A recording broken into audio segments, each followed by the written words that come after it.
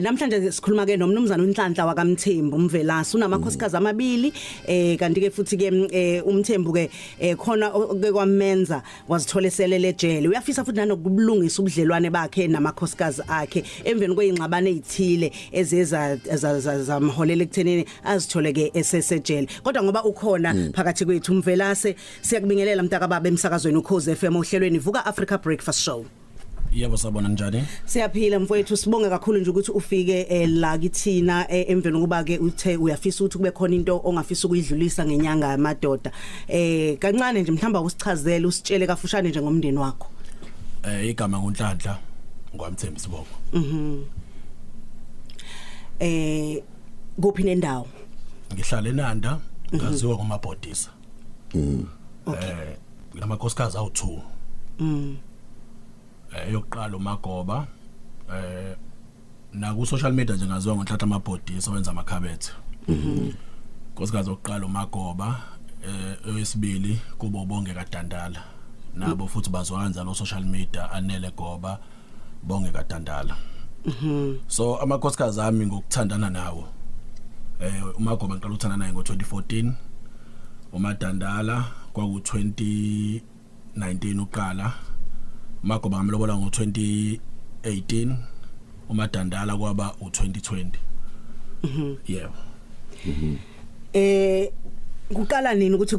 kube khona ngathi akusahambi kahle manje phakathi kwakho namakhosikazi? Inkinga iqala ekutheni mina ngumuntu ojwayele ukubhala kuma status into mengayifuni. So ngibhala nje vele nokuhlangana nabo ngithi hayi ngingaba mina ngokuphuza ngiphuza ngibhemi. Ngokuphuza so bese lodwa into mengihlala umuntu osifazane ngisho ukuthi ayi ngisho kuthiwa ngamfice ephuza kodwa mase sihamba indlela uba unkosikazi angimdingi umuntu ophuzayo. So la inkinga iqala khona ekutheni ngo2021 wela khona ngiqeda ukulobola ngo2020 sekhona nengane mase sithola indawo elebheleyo ukuthi sihlale khona sivunyelwa yibona futhi abazali. Inkinga mase ngithi ngivakasha ngala kamamkhulu ngijike bese ngibuya ngala sengibuya unkosikazi uManzi. Umanzi nje ukuba igabele ukuthi umanzi ngale understand ezulini umuntu yes uphuzile nje uphuzile hayi nangempela shuthi kube khona uhilizisana endlini ngaloso sikhathi kwakufanele ingane iye ekhaya iyokwazisa ukuthi iyobiwa nje ekhaya ngokuphelele sengibiza ngisho ifamily abazali ke shuthi agcine engafikanga ke naye nengane banqabe abazali bakhe bafike bangixosha ephele bebe ngixosha ephele hayi phoqa umndeni wami siyahlukana nawo hayi phinde futhi kubuyelwane kungabi khona inkinga futhi so mekuphinda futhi kuqhubeka futhi sibuyelene abazali futhi ngiphinde futhi unkosikazi ngimfice ngakubo ephuzile futhi ayi kusho ukuthi ngilenkinga ngiyibona ukuthi ibhekene nami kuphela ayikho ekhaya la ngizakalobolani la lobolene ngo2020 ayi ngawo futhi u2022 sekuya u22 March 20 ayimfica unkosikazi futhi uphuzile le ndaba yaziwe ekhaya yaziwa yimina ngibona isimo sengane mengifika kubo ngithatha ingane ngiqhamuke uma eqhamuka kade ngimfonela ukuthi ukuyiphatha akekho khona umfana mengivula kubo khona umfana wakuba ngithuke ngithatha ingane ngigoduke kwakufanele ngiye emanzi imtodo wasesukile eBhelese lapha ngaseWinkelspruit mengifika khona la uphuzile umama sizojemana ngeimoto ngakubo ngiphuma kanti akekho kude ngigoduka mengigoduka ngingaye eNanda kunkosikazi omdala ngiye ekhaya la ngishisa khona impepho ngifike ngilala ekamerweni ngibeka ingane mengithi ngibona imoto phezulu ezu2 umkhwekazi wami ubaba umukhwe wami kuzoba uyena umakoti omncane bazongena ekhaya abakazi bangena ekhaya bonke baphuzile bazongena ekhaya bebengena ekhaya kuba abantu ukuthi bazolanda ingane ngiyibuze lento mina ngithi ingane kanti yakephi uma ngeyisakwazi ukulala la ekhaya nasekuqaleni ngathi mengenza umndeni ukuthi ufuna ingane ezobikwa nanqhaba nayo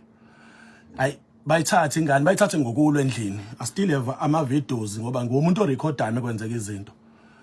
bangilwise umkhwekazi azangilume la esandleni baba khona ngixaza ngilahlelele bayithatha ingane ngithi mina kodwa time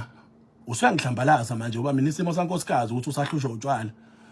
ngiyasifihla emzini wami but when uzonizofika la no 3 and nihabulile futhi enye into lonto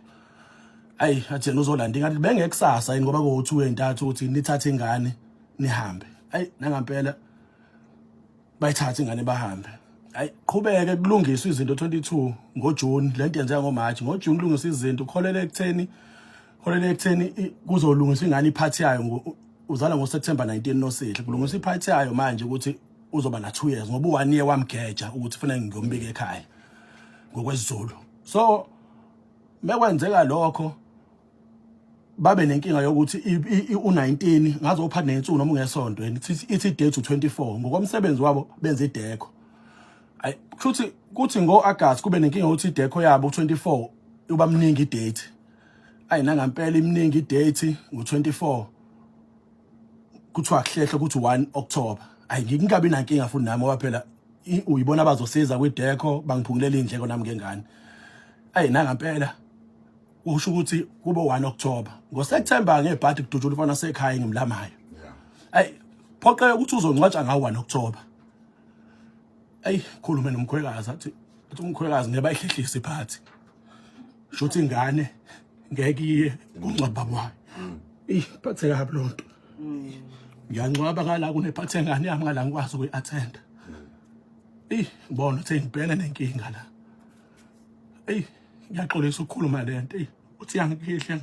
kade ngihleli nayo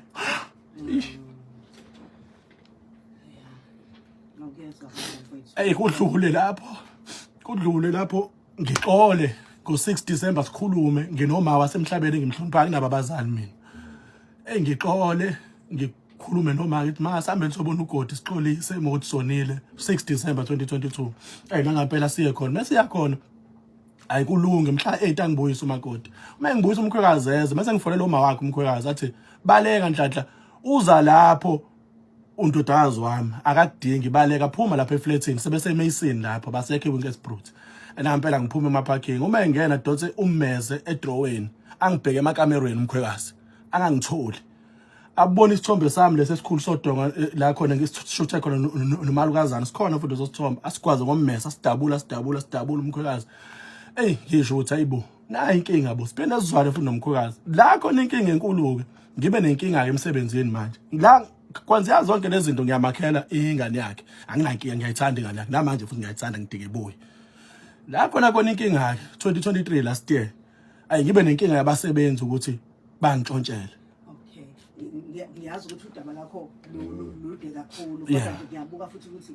nomlaleli uyafisa ukulwazi lonke luzolifika igcinile kodwa futhi nasi nesikhathi ngala mhlamba ngazi wena ongabona ukuthi ikuphi lokho ngempela ofisa ukuthi ukukhiphe bese uzongasishaya isikhathi okay tata ngiyabo shothi kubasebenzi batshontsha imali ngingene kwipolitiki disiye ngoMay mase yes ngingene kwipolitiki disiye ngoMay mase ngishiya inkampani kubafowethu hayi bengifika mase ngibuya ngithatha 2 months we leave mengibuya ama client awekho happy ngithatha unkosikazi omdala ngimfake vele lo mncane uyena wenza i-marketing umake post ecash yena poster yena okhuluma nabantu unkosikazi ngamvulela inkampani ngoFebruary lomdala hayi mengithi ngiyacheck uWhatsApp ngesonto unkosikazi omdala usanda kuthenga nemoto eBM mengithi ngiyacheck unkosikazi ngesonto kuWhatsApp helele mhla 7 shuthi sebengitshotshela nama client ngale nkampani engayivula unkosikazi omdala usebenza nobhuti wakhe sebethi abahambe ubhuti wakhe akahambe ufuna abantu abenza amakhabethe nosealing kuyabheda ngilahlelwe imali eyigidi la engaphezulu kwemiliyoni engilahlekela abasebenzi bengitshontshelwa so kule nyanga ngizobheda ukuthi ngayikhipha imali yokudla nezinye izinto ngicela ningikhava ngazi ukuthi mina nginamakhosikazi mengisho lokho kubona bazongisupport kanti bona bathi hayi sizokhamba kale bayithatha inkampani basebenze bathatha ama client basebenze uma besebenza akusahambi kahle manje namanje inkosikazi omncane bekade ngiwathapha ethi umsebenzi bawubhedile iclient ngenza alifuna imali so manje la ngikhona ukuthi nginenkinga la efamilini engathi futhi nakhona la umkhwekazi uyazi futhi ukuthi inkampani iyasebenza leyana ayi ngi-avoid ukuthi ngikhulume nabo ngi-avoid kuthi ngolesibili engicike lento mase ngikhuluma nabo ngoWhatsApp bangaxolisi babuye bangenzela i-meeting benzela i-meeting gcina sekhiliziswana ke-meeting kuheliziswana kwe-meeting akusasa unkosikazi omncane ngibona namaphoyisa engibona namaphoyisa uza nomkhwekazi umkhwekazi uhamba nomukhwe nabafana bakubo nama-truck akhona bezoqoqa emzini wakhe ngoba angimnikile ithuba lokuthi kube khona izinto azenzayo endlini since ngoba ahambe eqashe athathe lezo zinto ede endlini bafika bayiqoqa ngaboshwa ngolesithathu ngolesine ngavele enkantolo Boshelwane. ngiboshola ukhilizisana okwenzeka endlini Awu. yes Icala lithini icala kwi-charge sheet. shuthi ngadinwa nje ngizokhuluma nje iqiniso ngadinwa ngaze ngathatha ipipe endlini lamanzi ngabathintitha ngithi ngiyakhuza lento abayenzayo ukuthi ningaphinde nenze lento ngoba nizongibulala namavoice note abakhulumayo bethi ngifuna ukuyothenga ukudla ngikubeke eduze kwakhe khona ezoshaya inhliziyo engiphathe kabi lento ukuthi bavase angibopheke lo mncaneke ngingene estocksini ke ngingene enkantolo kusho ukuthi ke mengingena enkantolo ngigcine ngithola ibail ngiphume mengiphuma kuthiwa ke ezazosela ecala athi umkhwekazi hayi ngimdinga ejele lo ekhuluma emva kwakhe umakoti ngibona ukuthi shothi la impela yangisadingakali but isicelo sami ukuthi ngiyacela umkhwekazi aphume endabeni sami nomuzwa wami akusawona umqasho ukuthi akunamuntu kungabe into abahlelela kuyona ngiyacela 27 minutes after 7 because of imoya ke ithe ukushintsha kakhulu e-studio mhlawumbe nawe sinikeza ithuba esizwe ngoba ukuthi ngomluleko uthini umfowethu nangimabhodisa bamazi kakhulu abaningi njengosomabhizinisi sijwayele ukumbona wenza amakhabethe nani ngakho sakhuluma naye bro zakuqala kwenye interview naye la sengiyabona indoda engiyaziyo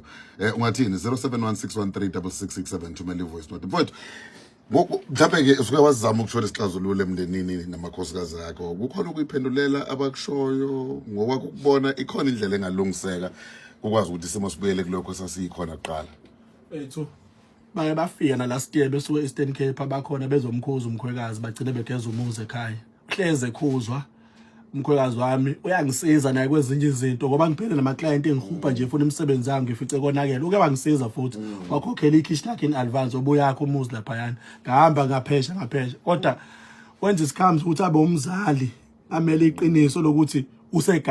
useganisile ndodazi wakhe akakwazi angazi ukuthi isizwe iluphe ngase ngibhekane nalo mina nginankinga ukuthi khona usizo ufuna ngilithole ngalithola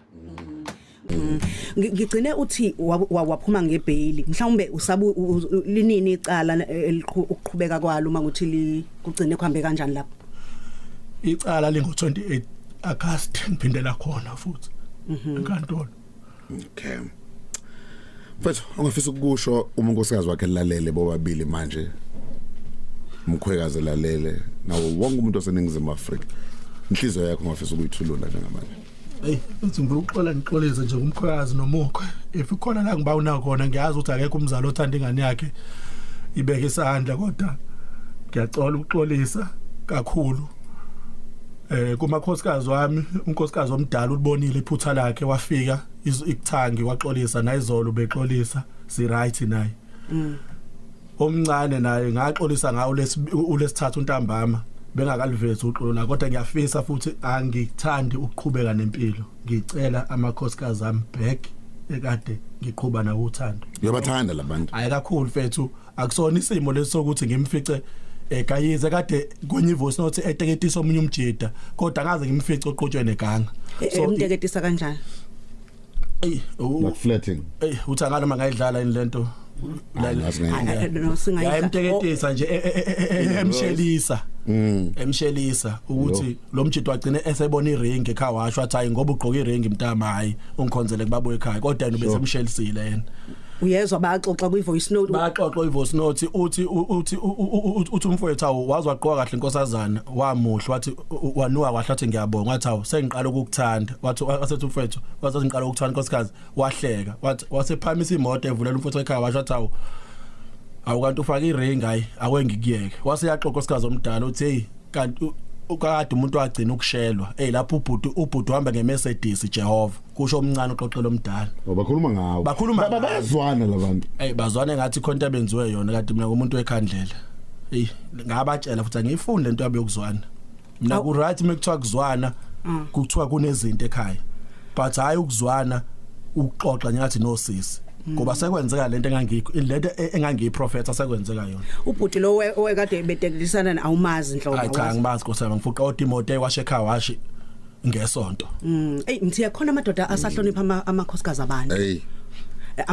Asathi hawu ufaka iring hayi ungikhonzele kumfowethu loyo. Ngicela ukuthi Mthiya nalokho ake sikushayele nje ihlombe kuba khona amadoda ahlonipha amakhosikazi abantu.